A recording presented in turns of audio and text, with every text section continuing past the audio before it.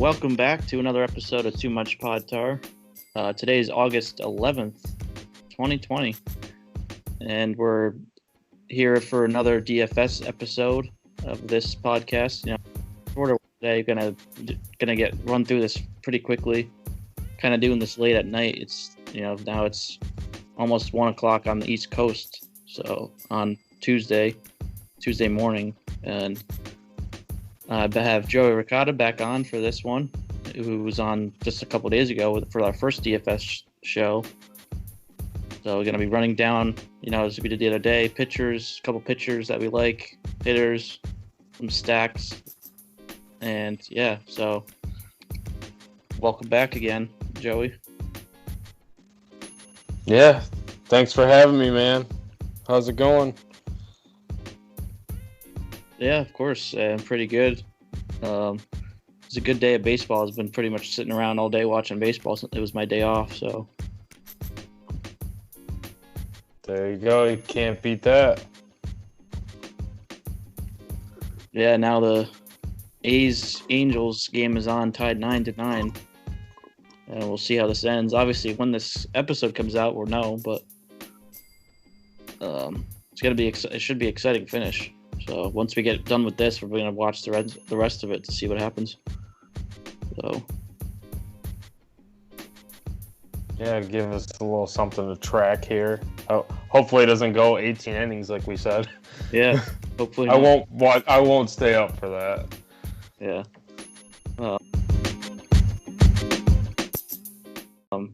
Let's go. Let's roll into some pitchers that we like. I'll start off with one of mine. I like your boy John Lester.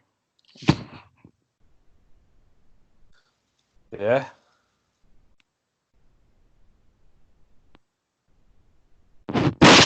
Just 1 run, 4 hits, strikeouts, 1 walk, and the start before that, he went 5 no-hit innings.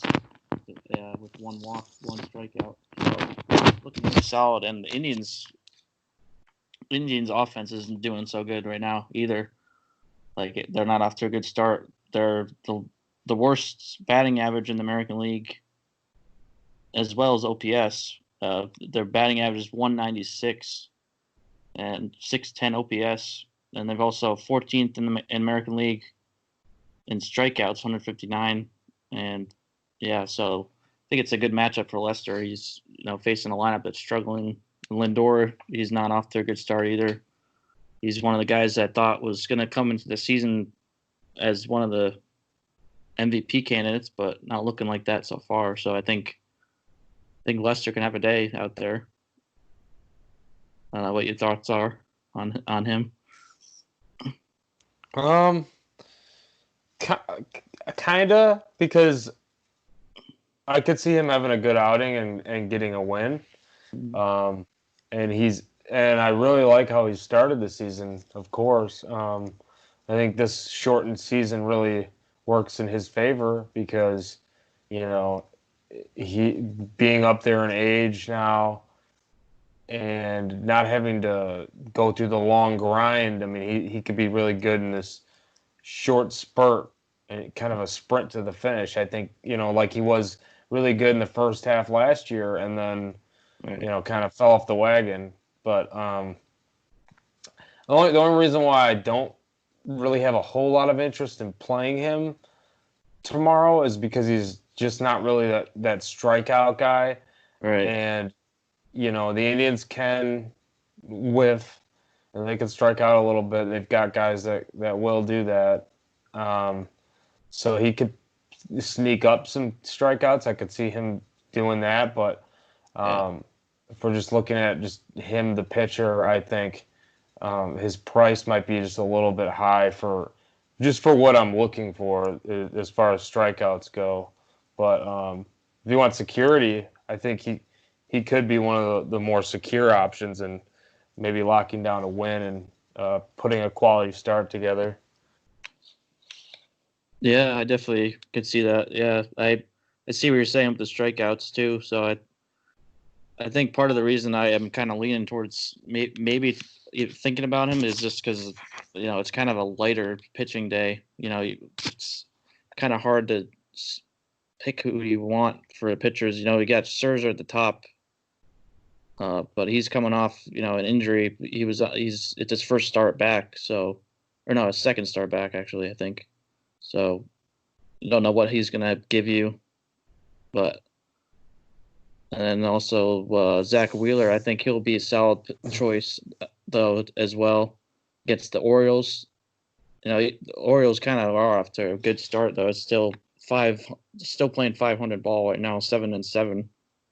But I think they'll come back down to earth. And I think Wheeler's not a good matchup for them. So I think he's definitely a solid option. He's 9,900 on DraftKings. It's not. I don't know what your thoughts are on the rest of the pitching. I don't know. It's not really pitching heavy for today's slate. No, it's not one of those slates. It gets real dicey. Yeah. The further you go down, I like what you're saying about Wheeler and Scherzer. With Scherzer, the good thing is, though, when he was out, it was because of the hamstring, I believe. So it wasn't really anything to do with his arm, and he was able to get up there with his pitch count, 99 against your Yankees and 112 against the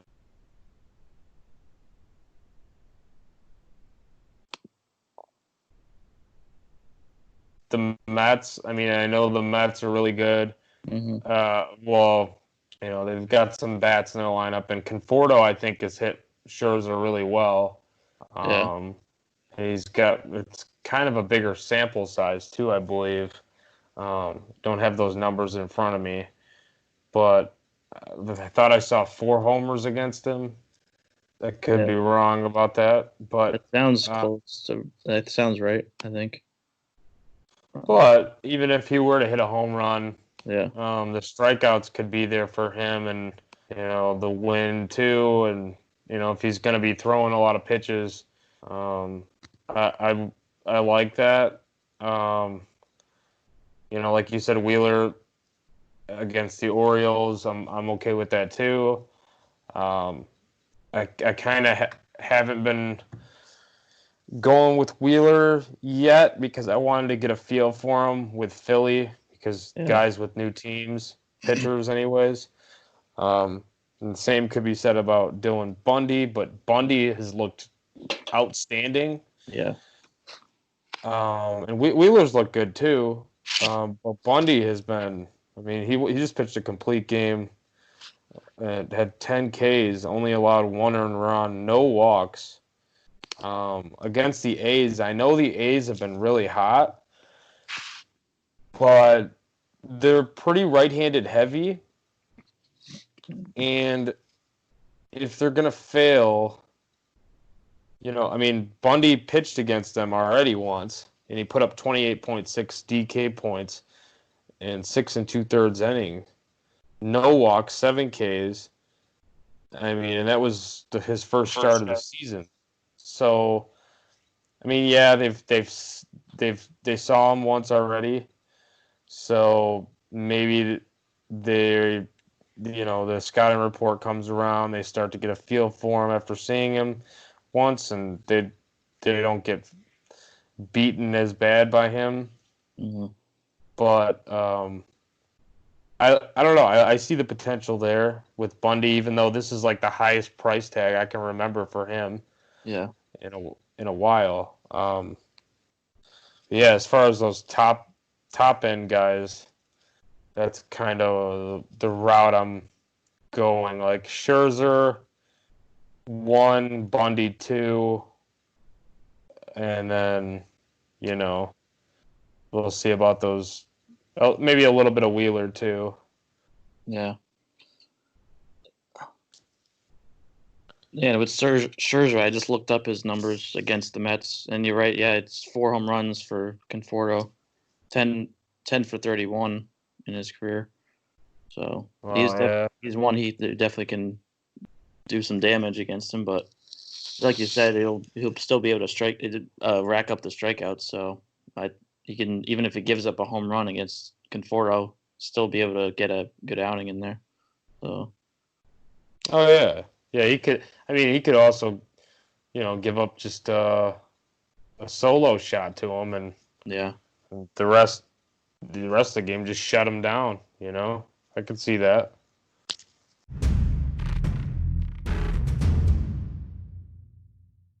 Guess we'll go into hitting. Uh, one of my top options was Anthony Rendon, who kind of over the last 5 games before, last night, he was over 16 over the last 5 games, but he did hit a home run last night. So, and it was 106.5 exit velocity. So I think he's going to get onto some kind of roll now. With he's kind of struggled to start off the season for his new team, but I think now that home run's going to jolt him to get some more hits, maybe another home run today. He's facing off of Mike Fiers too, so Mike Fiers has been really inconsistent so far. So definitely a good matchup there. Just looking at the numbers, he's given up 10 runs, 3 home runs over 16 innings. So not great. I'm really liking Rendon for that.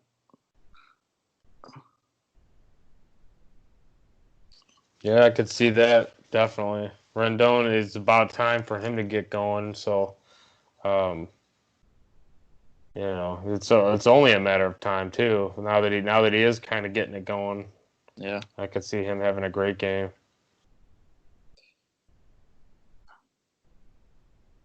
And then keeping it to the third base, another one I like there is Gio Scheller of the Yankees. He's been on a tear lately. Saturday, when they played the doubleheader against the Rays, he had 3 hits overall, with a double, run scored, 3 RBIs, and a walk. And overall, he's slashing 341, 423, 636, with 3 homers, 10 runs scored, 13 RBIs, over the 14 games that he's played. So I think he'll keep it up against the Braves, whose pitching hasn't been the greatest. It's Toussaint that's getting to start today in that game. It's also at Yankee Stadium, who the Yankees have been able to play well at so far, and I think they need this homestand after struggling over the last over the last week that they've been on the road. So I think Urshela will be able to keep it up, and some of the other Yankees hitters in the lineup. So I could maybe have a kind of a mini stack for them potentially. Yeah, I could see that.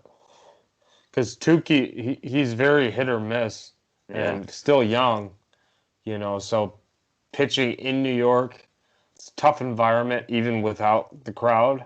I mean, you get there and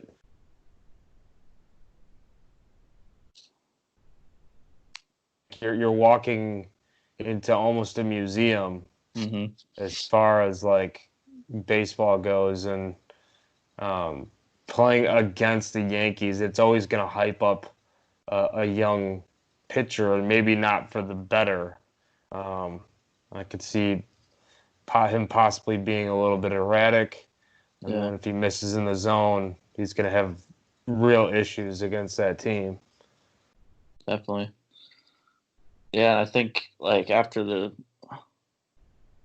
way the Yankees played over the last few games, they had the one game in the doubleheader that they scored 8 runs, but then other than that, they kind of shut down by the Rays. So I think they're going to be playing a lot like kind of mad. They're going to play like, oh, we got shut down over the weekend. We got to tear it up now. Yeah, could be. The makings of a good team. Yeah, and Judge is on a roll just like Urshela. So, and it's Glaber Torres and Gary Sanchez still haven't found it. So once they get rolling, it's going to be even worse for opposing pitchers. Yeah, definitely. It sucks that Stanton, they can't have him in there too because he was really swinging a hot bat too. Yeah. He's always getting hurt. It sucks. Yeah. But that stack would be, yeah, that would be very, I mean, it still is solid any way you look at it. Yeah.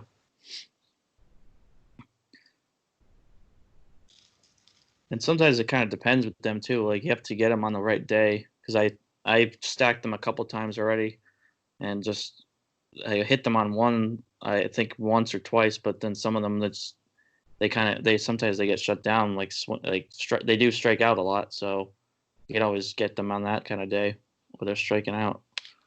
What are some of your hitters that you like besides those that we mentioned? I'm leaning with the Nats tomorrow after their big outburst tonight, but I also think that Rick Porcello is just abysmal at this point in his career. So we could talk stacks and stuff too, but it's always good to see Juan Soto back. Oh yeah. Playing well. Seager, Trey Turner. I always like playing Turner. Then like that cheap guy or cheaper.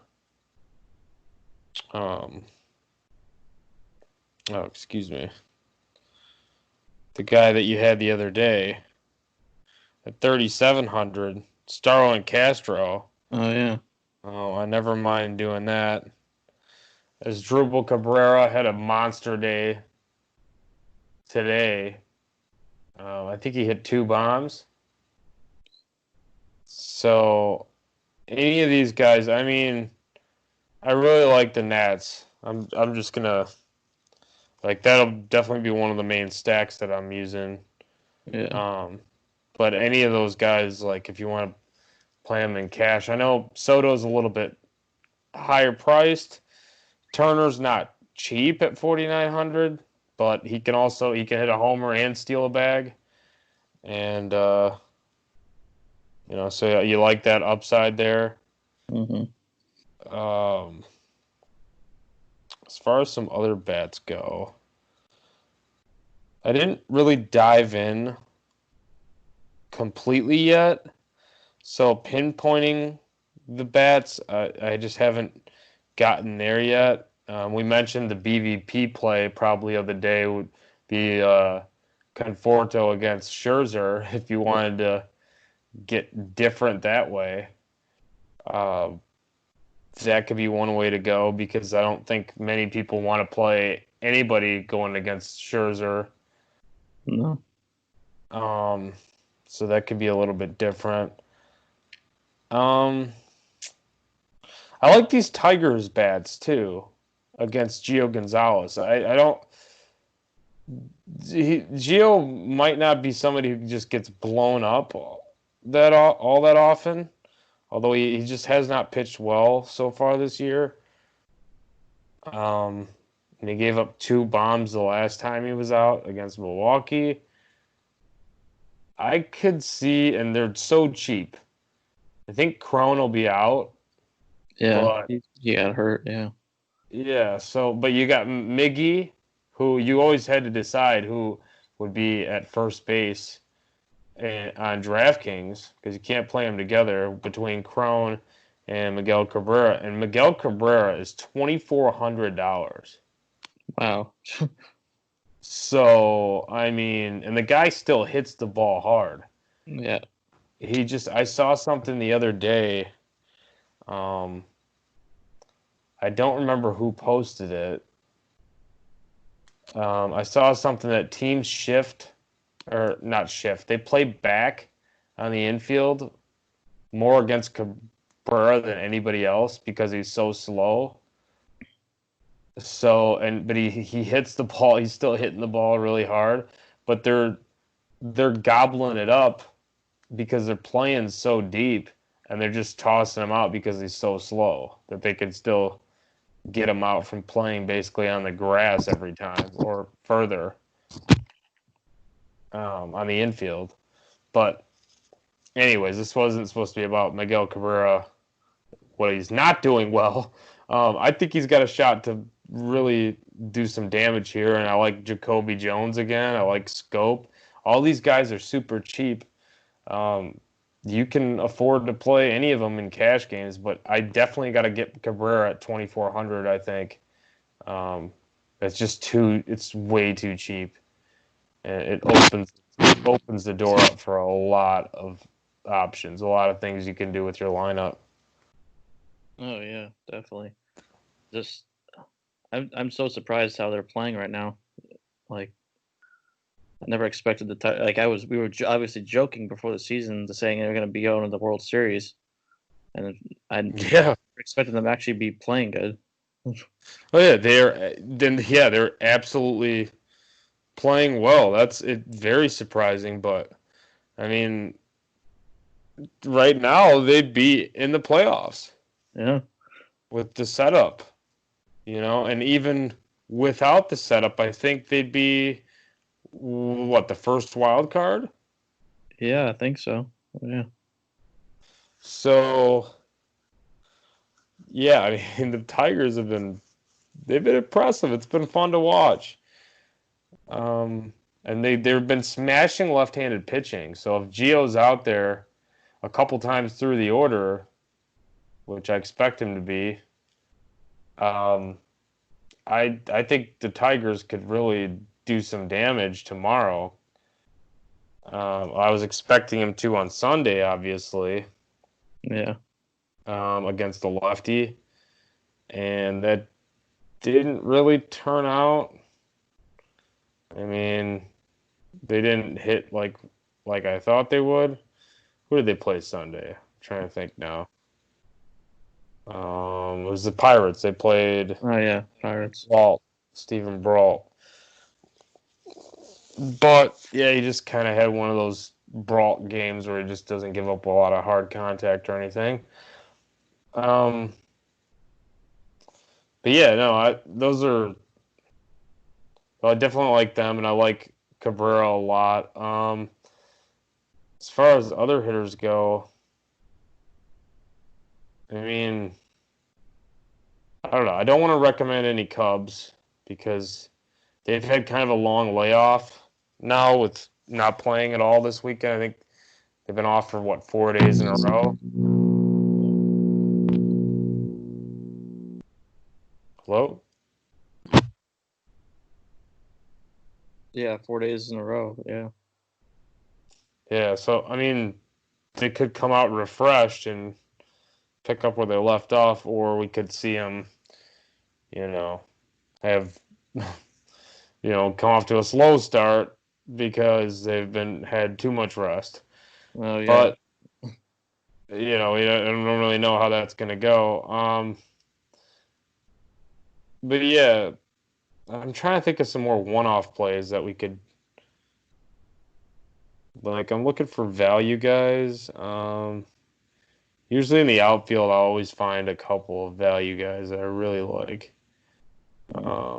Obviously, you can always play Mike Trout. He's not a value guy.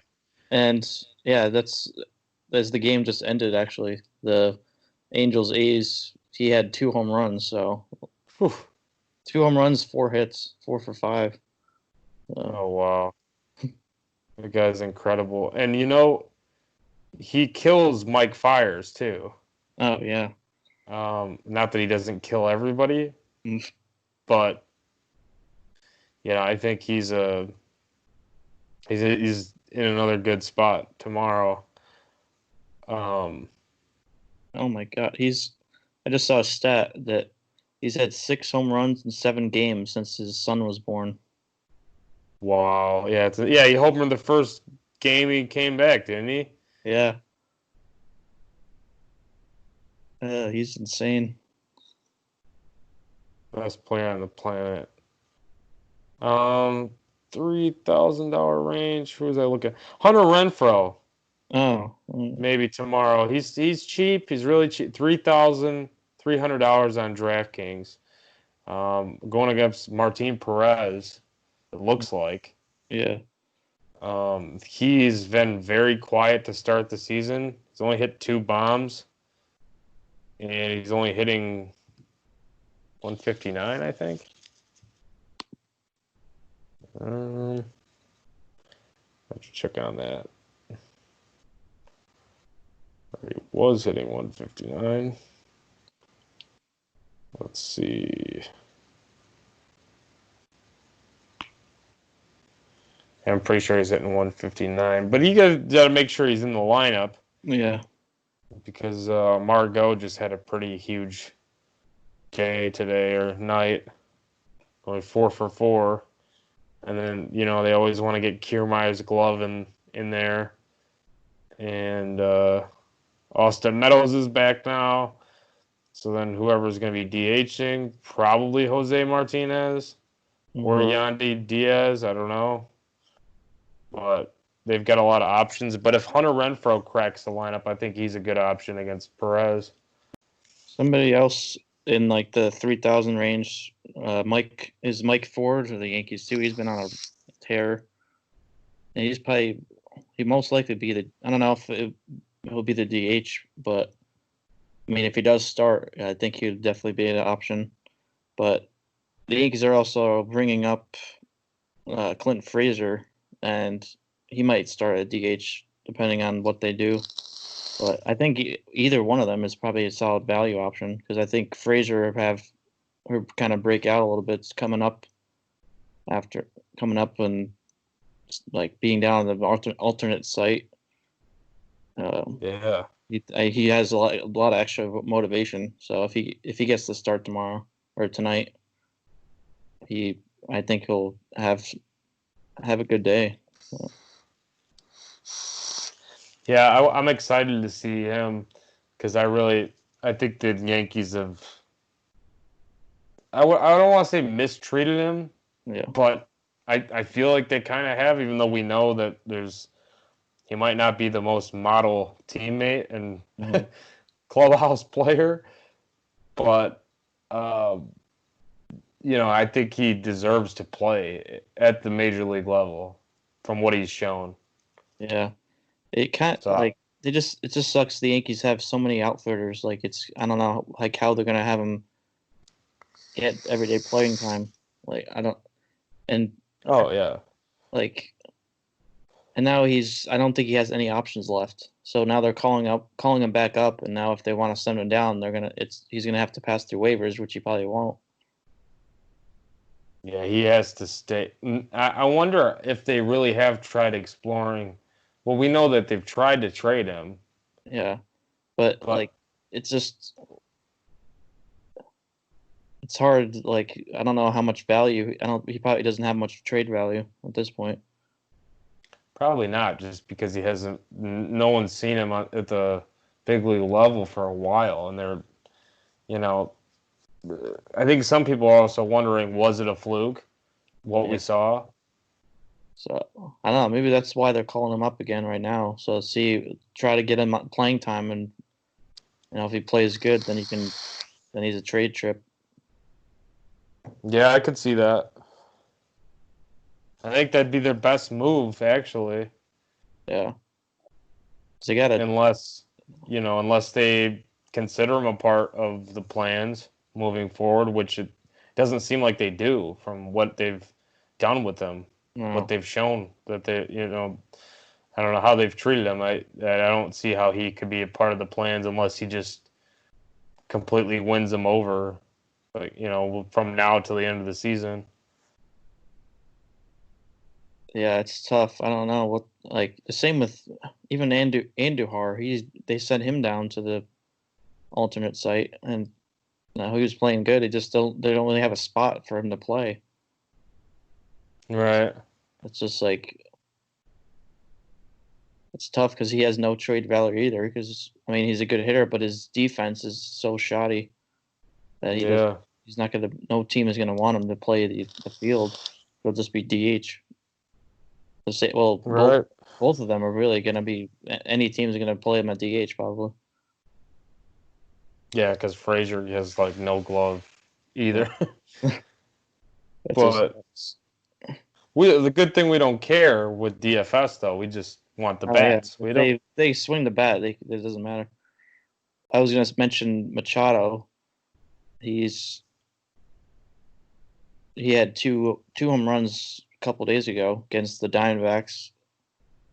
One hit last night, I believe, against the Dodgers. He's been pretty consistent. Him and Tatis. Well, Tatis has been on a roll, like, except for last night. He went. I think it was. He got one hit in his last at bat, so it was like 1 for 4. But other than that, he's had. Yeah, before that, he had five straight games of home runs. So him and Machado are pretty good plays for you, I think. Yeah, I might be leaning the other way, actually, believe it or not.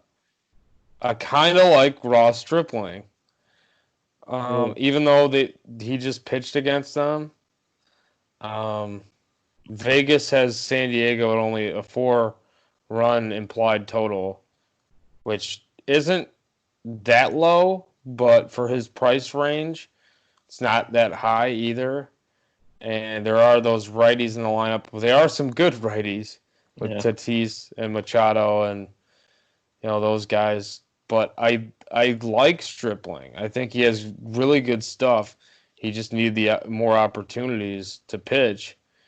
Mhm. And right now, I don't know.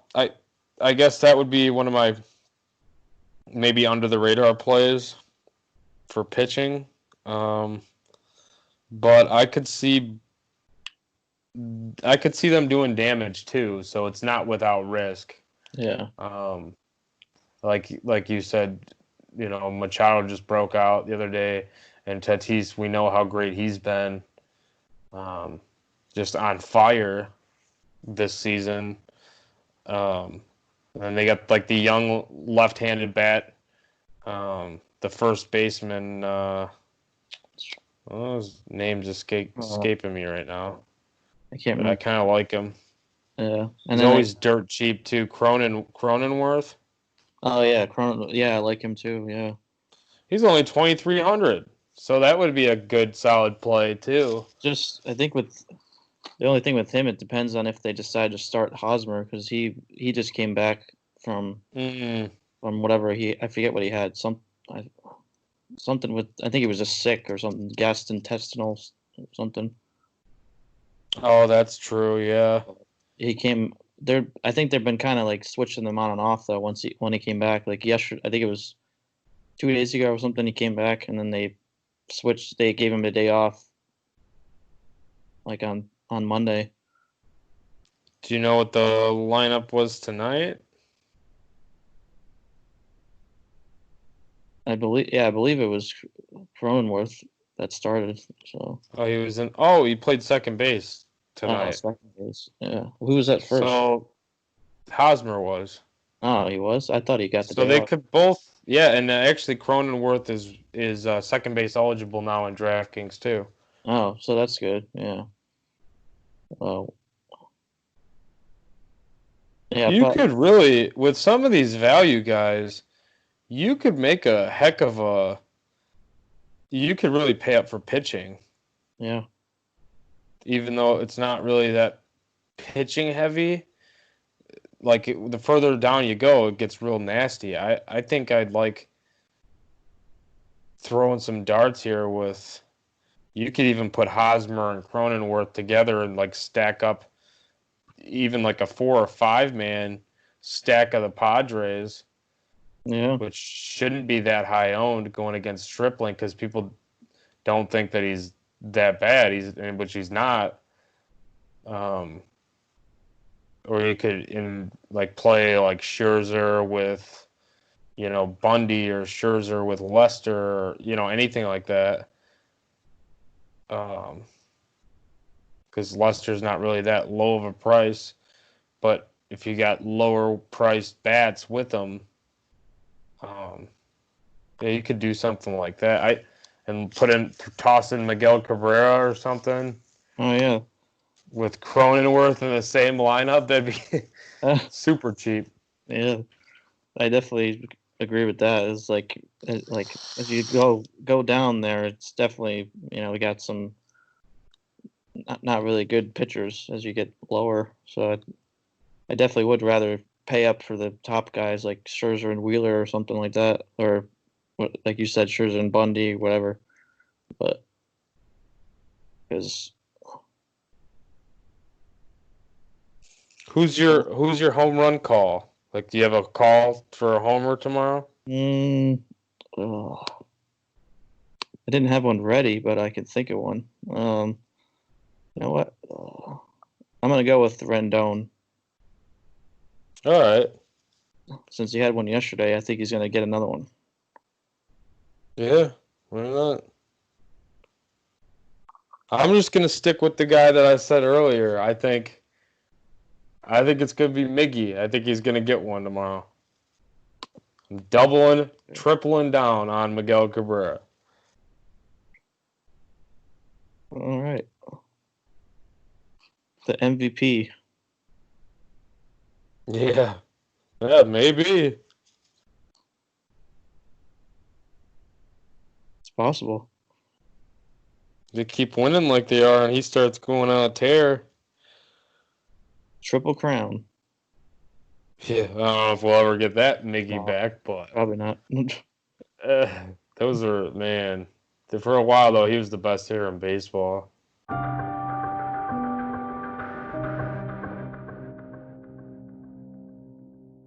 Well, just like yesterday, the Rockies. I think it's not Rockies as against Diamondbacks is a good stack to roll with.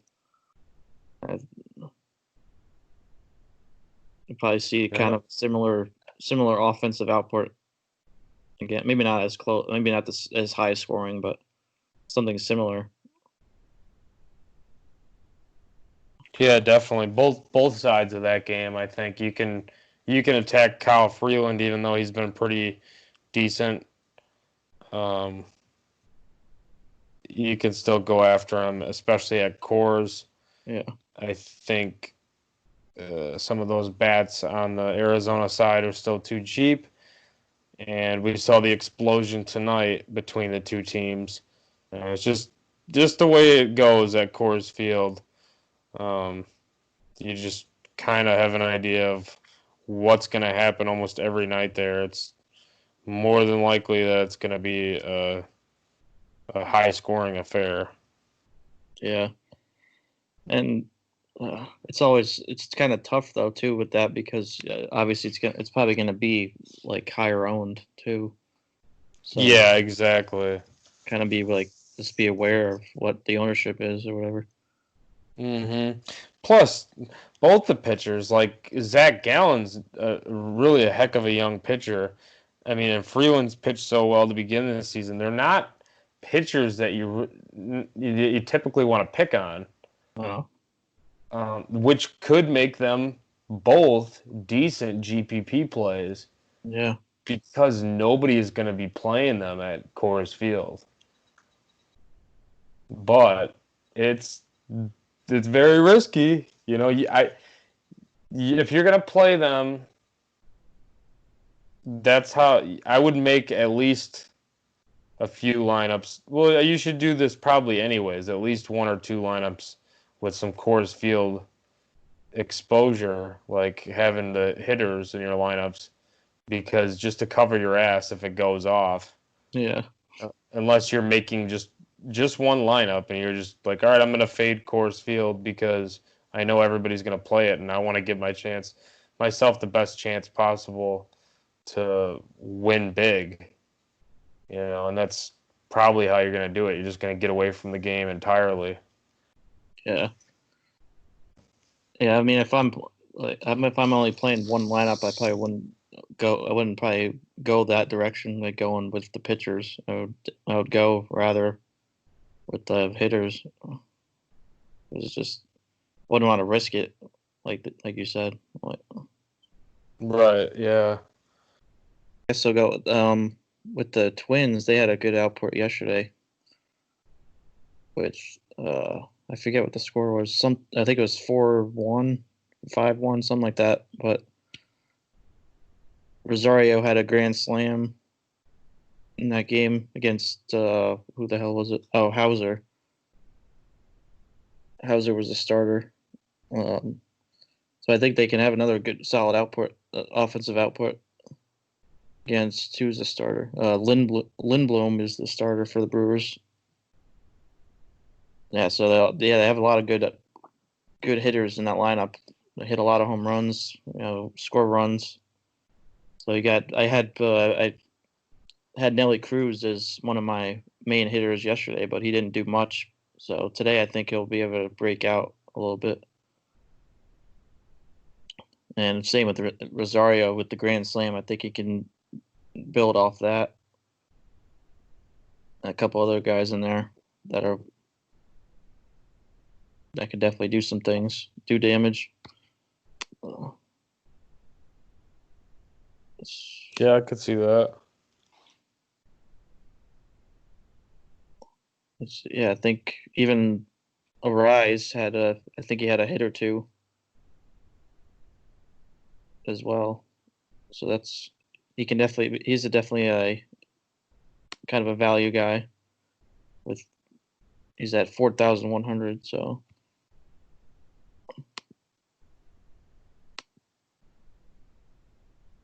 Yeah, it probably depends where he's hitting to. Where's he been hitting in the lineup? I think he was 6th or 7th, something like that. 6th or 7th, yeah. The only reason why I don't like playing him too much is because he doesn't have a whole lot of power upside. No. And I usually like to get somebody who can give me a chance to hit some bombs. But, Andy started out the season kind of cold. But, I mean, he's a piece of the puzzle. Like, if you're stacking the Twins, you might as well get all the puzzle. You might as well try for, Yeah. Especially somebody like a contact guy like him who sprays the ball around and he can get on base, score some runs. I mentioned him a little bit. I like the Tigers against Gio Gonzalez. They're just so dirt cheap that you might as well just keep riding it. You kind of said the Yankees against Tukey. I kind of agree with you on that. I think they can do damage against him. He's still obviously young, trying to figure it out, going up against a tough lineup. I think that there's some points to be had there. They could put up some runs.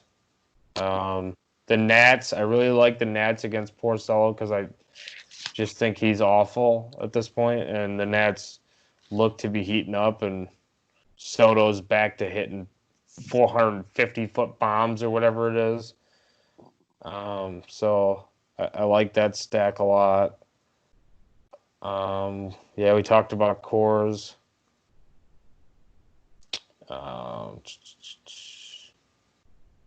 You also mentioned the Padres. And that could be a way to get different. Yeah. Against Stripling. The Angels are interesting after tonight, and then going against Mike Fiers. Fiers typically is someone that I like to pick on, but he doesn't always pay off because it's like he has these random games that he just goes 7 innings and gives up 2 runs. Or, it's like just out of nowhere, but we know how good the Angels are. I could see them putting up some runs. Mike Trout, we talked about how great he is against them. Ohtani hit an absolute bomb tonight. Yeah. What else we got here? There's one I'm missing. Oh, against Martin Perez. I like the Rays, too. I like a lot of their right-handed bats. They're pretty cheap. And don't forget Austin Meadows against the lefty. It doesn't matter. Austin Meadows can hit anybody. A lot of people overlook that if they play like a Rays stack. They're like, oh, I don't want. They're just picking and choosing. They don't want to play a lefty. It doesn't matter. Meadows will hit them. So those are my stacks, I guess. I feel like I named a lot of them, but Yeah, that was a lot. Yeah.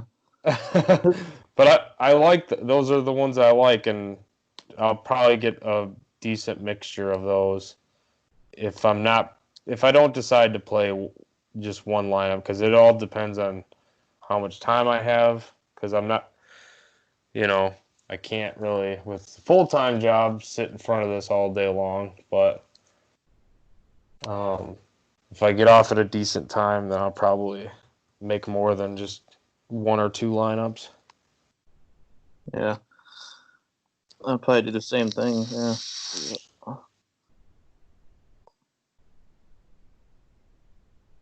After another one, honestly, is after last night's game. Like, I can honestly see the Seattle even doing a stack of them, because they surprised me yesterday getting that against Gibson. What was it? 10. They scored 10 runs over. I don't think they scored 4 against Gibson and then 10 runs in the game.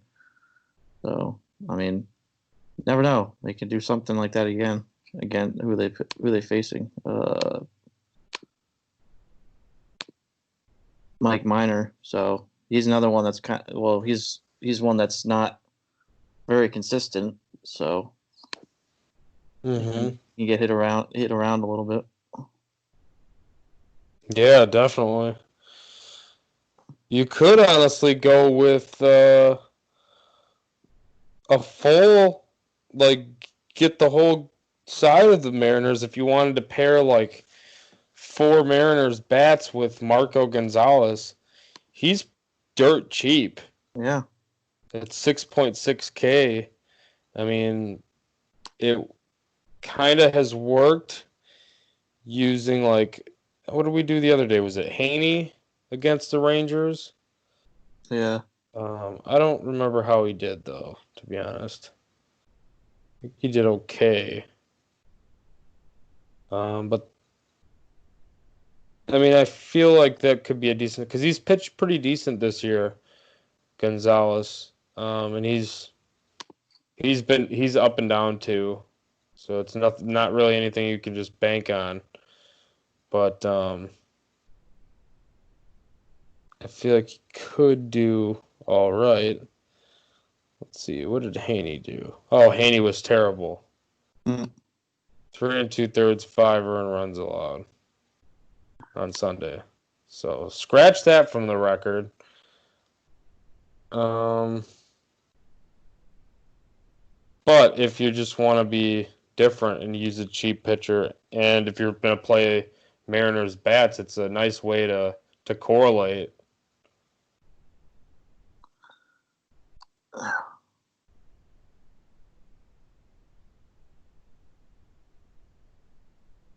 Oh yeah, and I'm seeing here too that Minor's gonna have a reduced pitch count in the start, so he's not gonna be able to go that long. Definitely see the Mariners putting up some hits against him. Yeah, that's never a good sign. Dealing with fatigue. Yeah. Decreased velocity. Yeah, that's 6.83 ERA through 3 starts. Yeah, I'm with you. I think I like this Mariners stack too now. You talked me into it.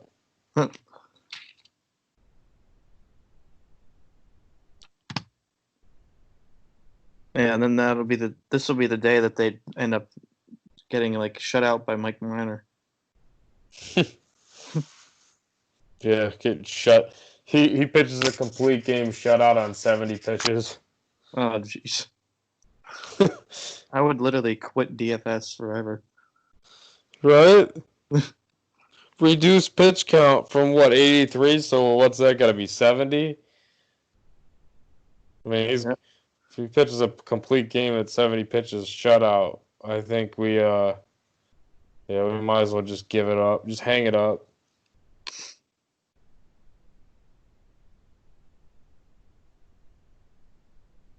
Who's the pitcher that the Astros are throwing out there?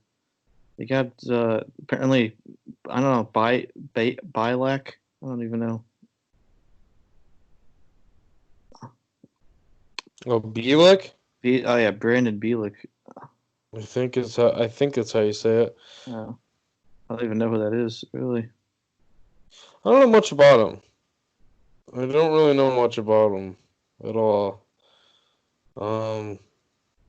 I know he's mostly been in the bullpen though, so I think. Well, it says he made his first 2 appearances in long relief, and then got thrust into rotation of August 6th to replace Josh James, who they moved to the bullpen. Yeah, and he pitched pretty well. Yeah, 5 shutouts. Only one strikeout, but still he pitched. Did you get the win in that game? No, he didn't get the win. No.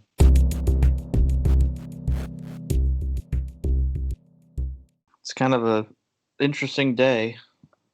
Just a lot of things can happen. I don't know. It's just so hard to say. But I'm probably gonna do 1 or 2 lineups. Mostly, probably go for like the top pitchers, and then do like we said, like value hitters, because a lot of as you go down, as we said, just a lot of the pitchers aren't as good. So probably go for probably pair Scherzer with somebody. Yeah, it's probably not going to be a bad strategy. As long as he'll go deep. Like we said, the Mets can touch him up a little bit, but I don't think they will. Or at least I'm willing to gamble on him that they don't. Yeah.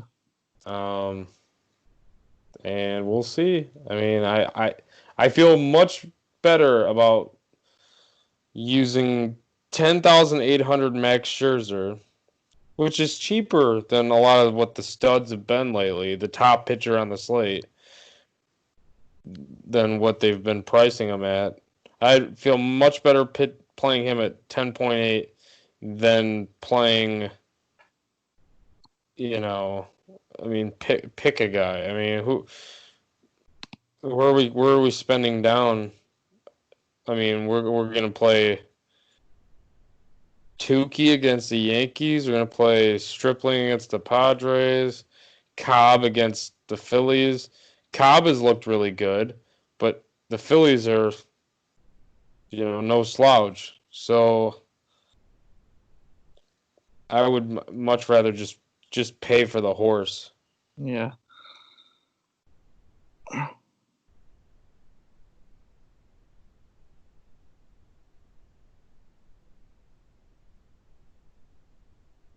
Why is Tyler Clippard list? Oh, Tyler Clippard's starting? What the hell? I just looked at Tyler. Yeah, Clippard's starting against the Brewers. Oh, but then they've got Smeltzer as a long reliever.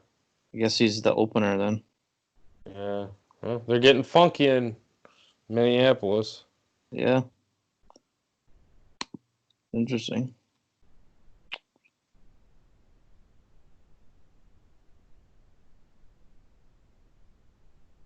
But yeah, we covered all the bases.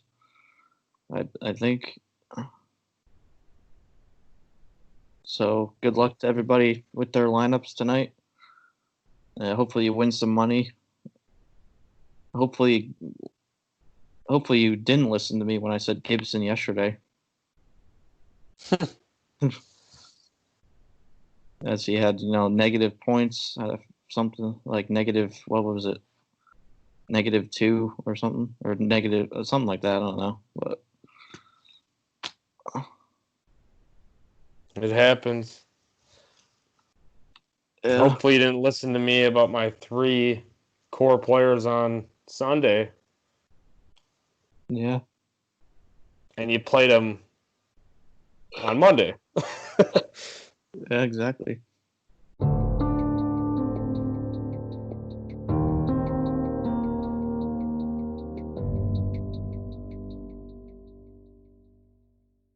What is up, everybody? My name is Supi, and welcome to the Too Much Pod Tar Best Hitters of the Week.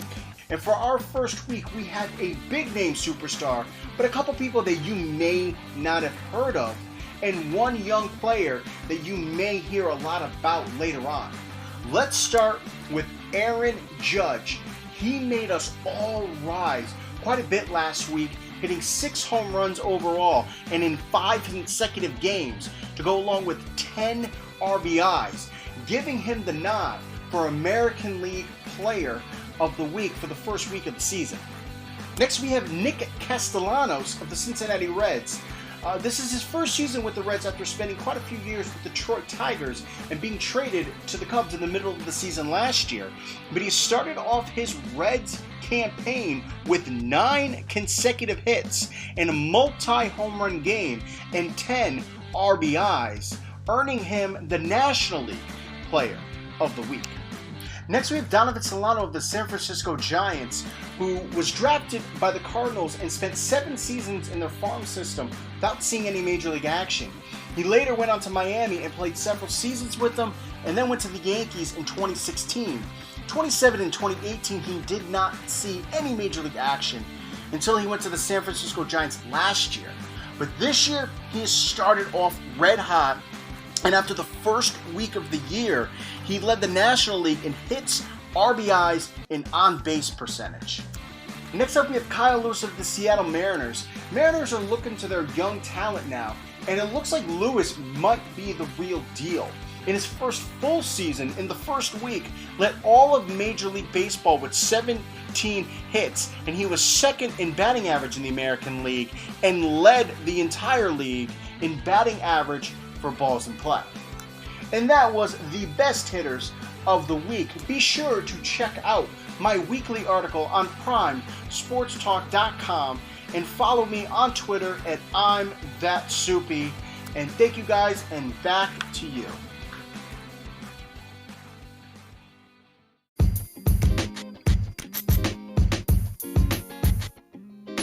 But we'll be back tomorrow for another episode. Tomorrow's actually the 100th episode of this podcast, so we're gonna try to do something special for that. Hopefully, we'll have DFS in there as well, like we've been doing for the last. Now this one's the 3rd one. That next one will be the 4th of the DFS. So yeah, exciting stuff here. And also, news from tonight was also like just regular baseball news, was that from Jeff Passan, I almost said James Passan for some reason. Jeff Passan, he announced that they're trying to do a bubble for the playoffs this year. So, which I think they should have done to begin with. But if they do it for the playoffs, it's definitely a good idea, I think. It's because it's worked so well for the NBA and the NHL. So, like, having any cases in there in both those leagues.